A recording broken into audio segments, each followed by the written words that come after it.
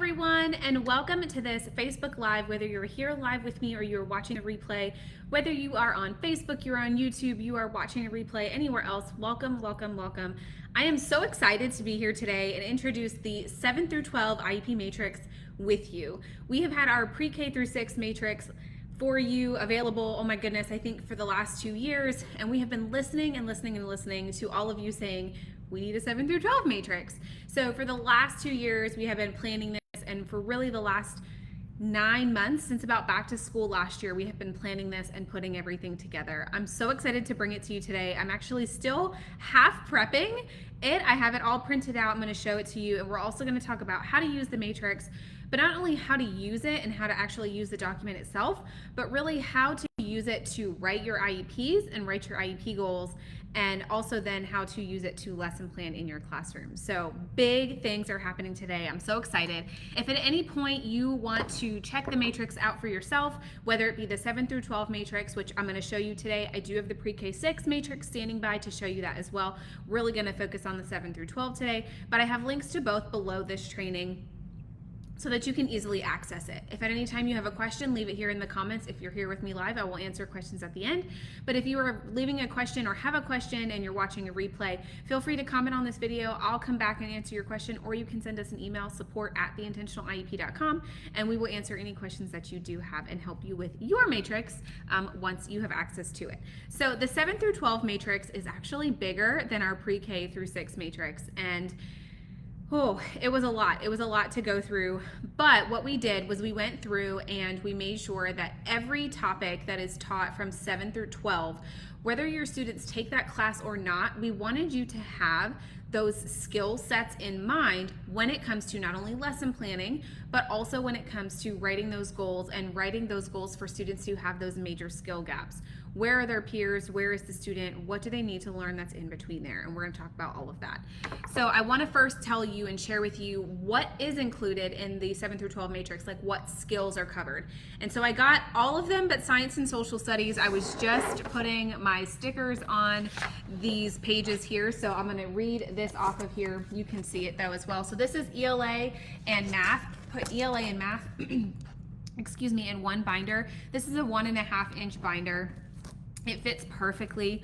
And so here are all the different skills. If you wanted to grab the tabs, I split it into 15 different tabs. So you have ELA. So for English language arts, you have oral language, composition, author's purpose, comprehension, reading response, and results of comprehension. Then we're going to go into math. So you have ELA up here.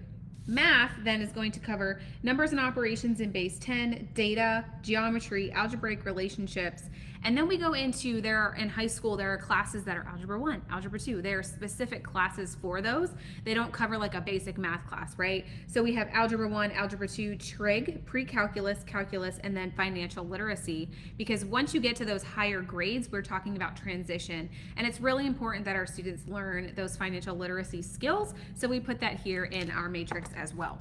Then we go into science and social studies, which is the one that I have not put my stickers on yet. You can see here I have it all prepped, everything's printed. I just haven't done my stickers yet. So I'm going to read from the stickers that I have created. So we have science, scientific investigation and reasoning, earth and space, that covers solar system and universe, and then earth surfaces and resources, seasons, climate and weather, rock, soil, and water, and then we go into organisms and environment, force and motion and energy, matter and energy, classifying and measurement. Then we go into biology, chemistry. So chemistry is really covered when we look at the standards and we look at all the skills of what students learned. That's really covered under matter and energy, but then we also talk about in its own class of chemistry. So it's separated into 2 separate pieces there, and so I put them together in my matrix. Then you have physics, and then we're going into social studies and history. So geography, civics and government, economics, American history, world history, humanities, psychology, and sociology. Then the best part, and where a lot of our students in grade 7 through 12 really are functioning, and what we're really focusing on are those functional skills, those life skills, those transition skills, vocational, college readiness, career readiness. We have put it all together. This is a 2-inch binder that I have it prepped in. And I actually have it separated into 31 different sections. You can see this is what I spent most of my time on. Prepping this was getting these little stickers to make it look nice so that I could easily find what I was looking for when it comes to IEP goal writing as well as lesson planning. So we have self-advocacy, which is a huge skill that we focus on a lot in these higher grades. We do need to focus on this in our pre-K through 6 as well. But when it comes to 7 through 12, this is a big skill that we're learning with our students, or we're teaching them. So self-advocacy within self-awareness, self-regulation, problem solving, involvement in the IEP, choice making and decision making, goal making. Then we go into vocational skills at school. So we break it out between school, and then we broke it out into different parts within the community, job, college, all of that. So vocational is titled vocational at school. Then we're breaking it down into all of these skills here. So the rest of your vocational skills that you're going to be working on. So you have college readiness and career readiness, basic vocational skills, and that comes into play with like workplace safety, which we have a workplace safety here, organizational skills, money management. I did not put money management in with math because here we're talking more about banking, budgeting, not so much algebra, not so much base 10, not so much of the geometry, things like that, or foundational math skills. We're talking about actual money management, being able to manage a bank account. But then also we go into down here, using our money, spending our money, budgeting, saving, things like that. So that is broken out into its own sections here within this section of the 7 through 12. You can put it together however you would like. Then we have home safety, personal health, hygiene, clothing, cooking, and cleaning, which are all broken down into different areas of the house and different places where you would clean, or different parts of the kitchen, kitchen safety, things like that. Recreation, leisure, and then community is what's left here at the bottom. Community safety, going to a restaurant, so a sit-down restaurant as well as a fast food restaurant, shopping for food at a grocery store, and then shopping recreationally, because those are two very different things when it comes to shopping. So we broke them into their own skill list. Then we have community transportation skills, and then we broke down the different types of transportation into their own skill sets. So using the bus, using a vehicle, riding a bicycle, and then using the airport. And so these are all of our foundational skills, or our life skills, transition, vocational, that we're talking about here within our 7 through 12 IEP matrix. So we have a lot going on. I'm so proud of this. So let's talk about how to use the matrix itself first. So when it comes to, sorry, I had a piece of paper that was going to get in my way and going to distract me. When it comes to using the IEP matrix, what it was built for was, when I was in the traditional classroom setting, when I taught life skills, I noticed that where my students were performing as compared to where their peers were in that grade level, there was a huge skill gap. And so this was when I taught in Texas. And there are some states who will give you these skill maps, these vertical alignments in terms of where the peers are and what those prerequisite skills are. And that's fantastic.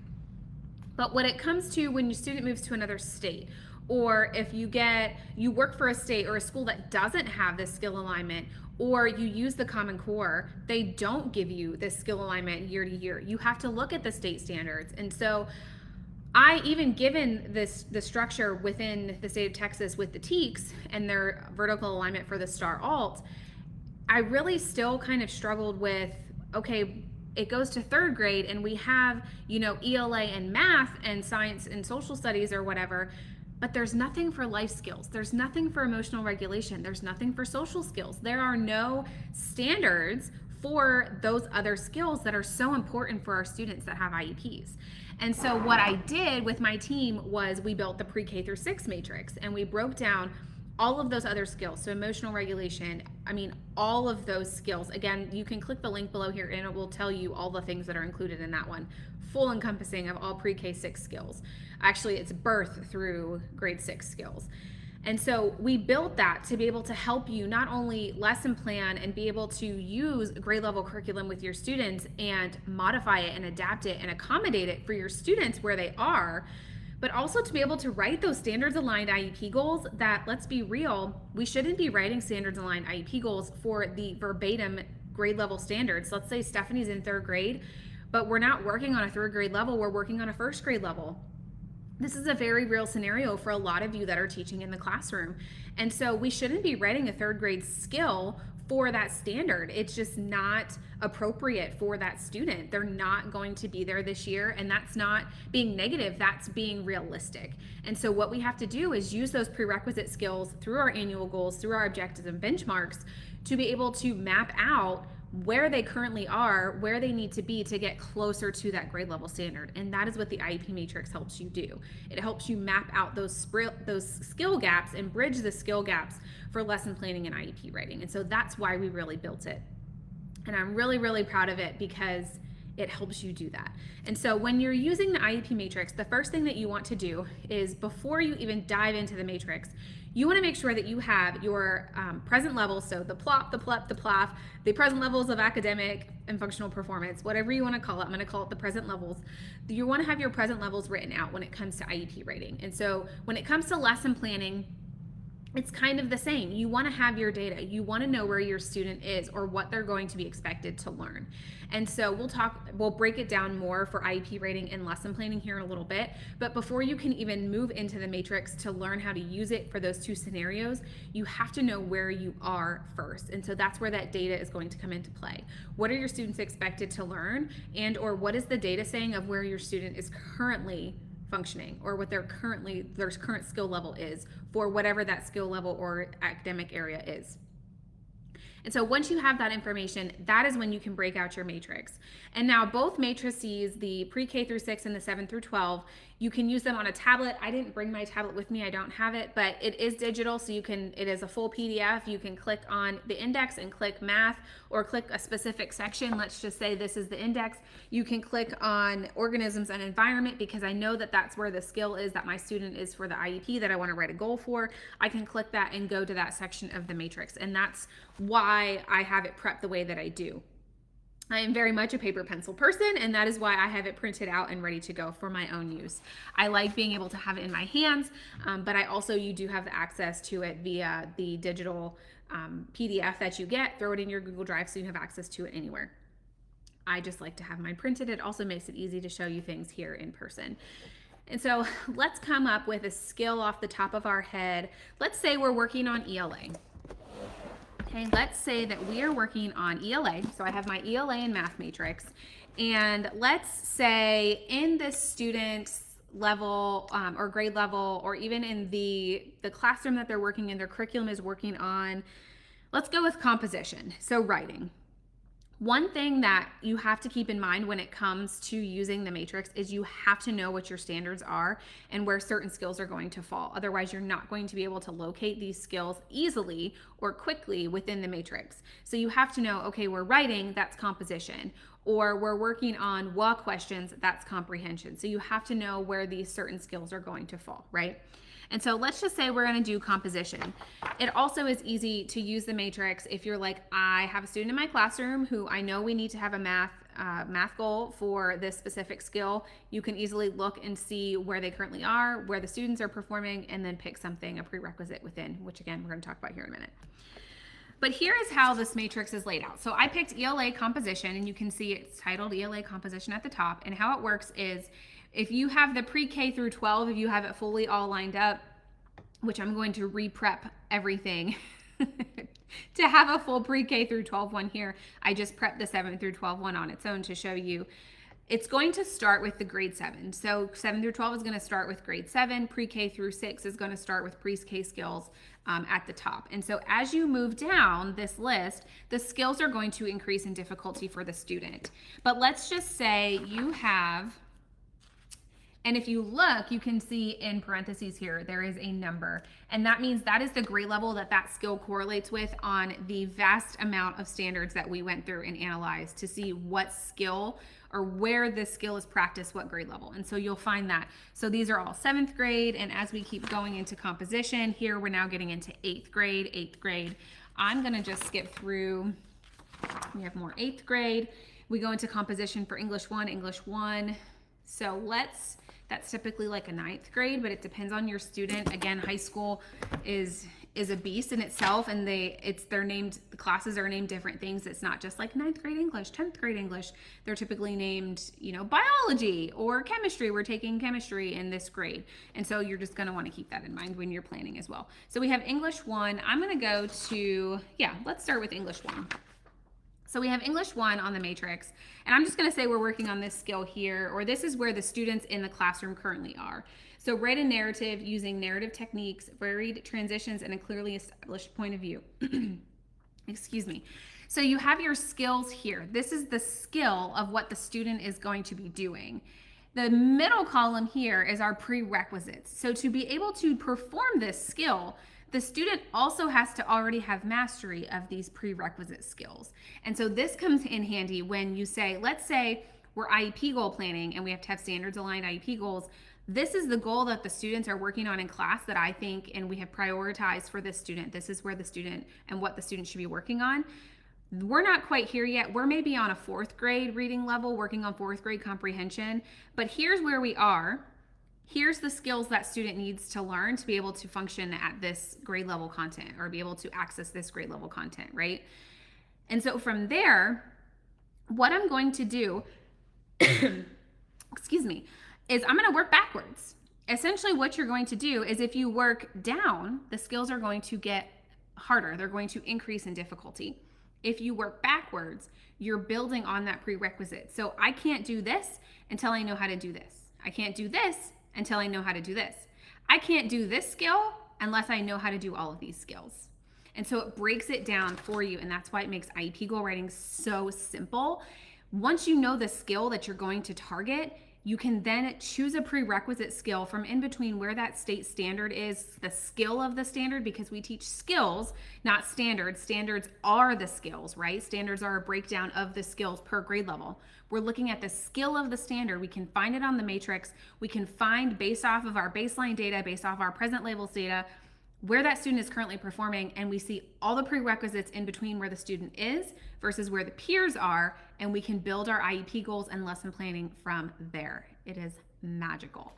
So I can then go in and I can say, maybe I have a student in 9th grade who's working on a 7th grade level, and so I still want to stay within comprehension or composition. And so we're wanting to do this narrative. That's what the students are working on.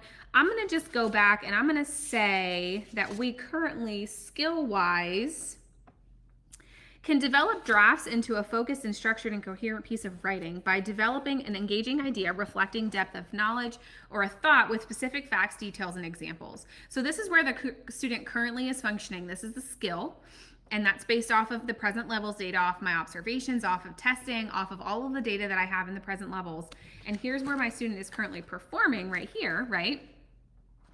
So all of these skills in between that and there, where do I think my student, when we write IEP goals, right, they need to be smart. They need to be attainable, time-bound, realistic for that student. Where do I think realistically between where the student is currently functioning and where the students in the class are functioning or where they're going to be learning, where's the student going to fall at the end of this annual IEP year?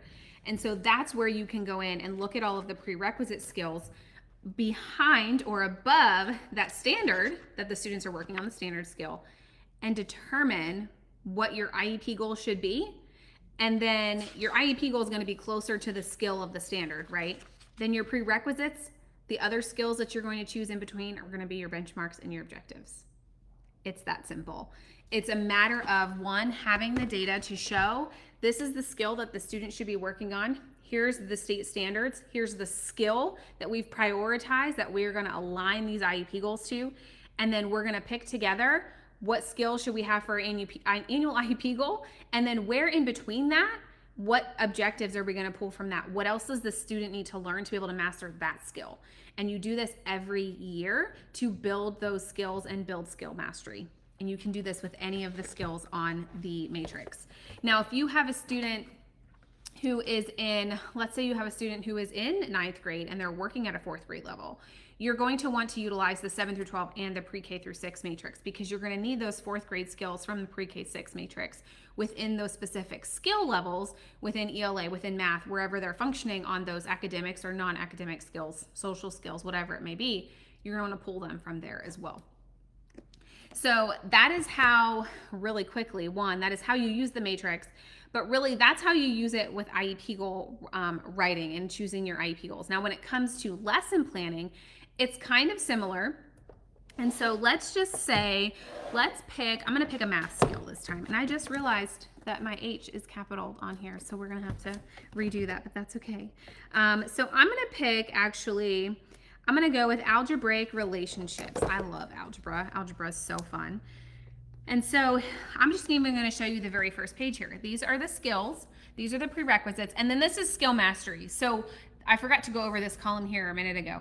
So skill, what skill is the student going to be expected to learn? What prerequisites, what do they need to know before they can master this skill? Skill mastery is, what does skill mastery of this skill look like? So it gives you an example of what skill mastery is going to look like. And so add rational numbers fluently. Prerequisites, the student has to be able to interpret numerical expressions involving addition and subtraction. That's a grade 5 skill. Students can recognize whole numbers, integers, and rational numbers. That's a grade 6 skill. And then student can fluently add decimals using the standard algorithm. That is also a 6th grade skill. They have to be able to do these to function and do this skill here.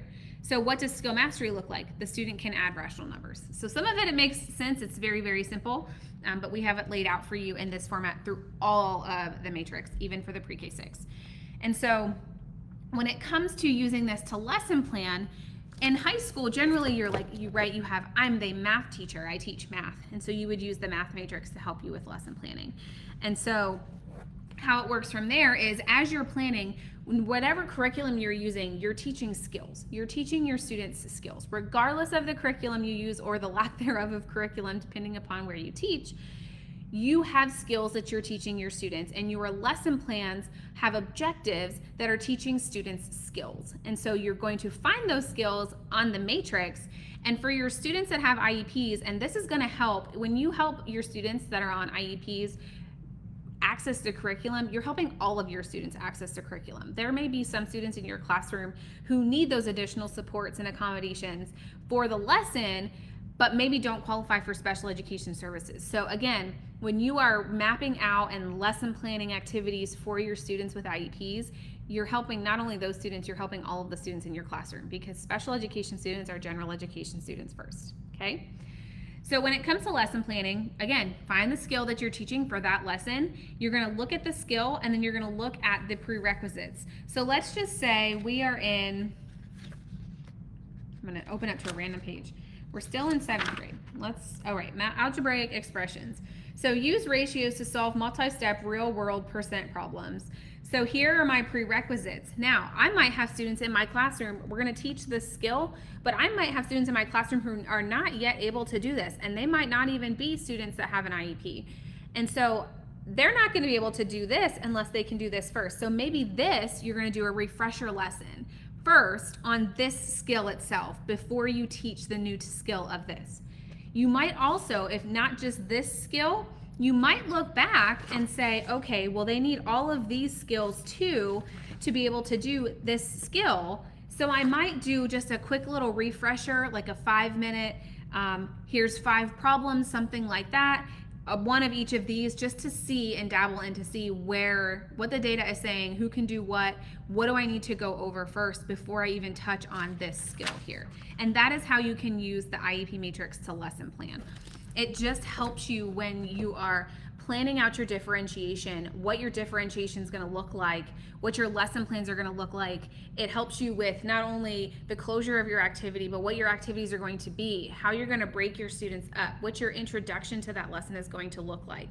And once you have this data of, I have all these prerequisite skills that students need to know before we teach this skill, that makes lesson planning so much easier, because you can think of, okay, well, I want to teach this skill, but also let's do a little bit of this skill mixed in, and let's make sure my students really know this before we move on to this.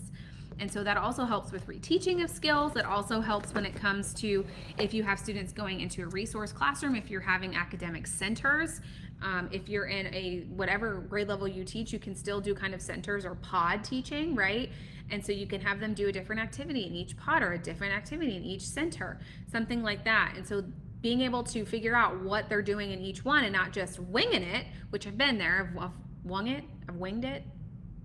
I don't know. I've winged it a lot. And so this really helps you with that lesson planning and determining what other skills students should be working on when you're doing centers, and not just giving them something random or busy work to do.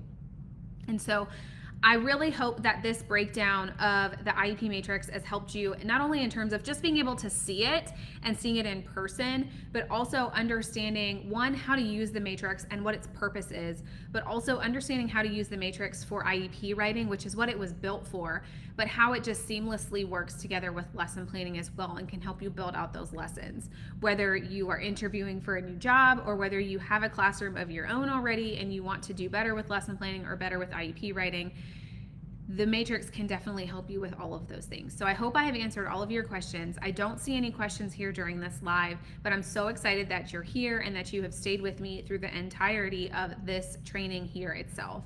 If you have any questions at any time, again, please reach out at support@theintentionaliep.com. You have links to both of our IEP matrices. You have the 7 through 12 and the pre-K 6. When you check out for the 7 through 12, you'll have the option to add the pre-K 6 to your order.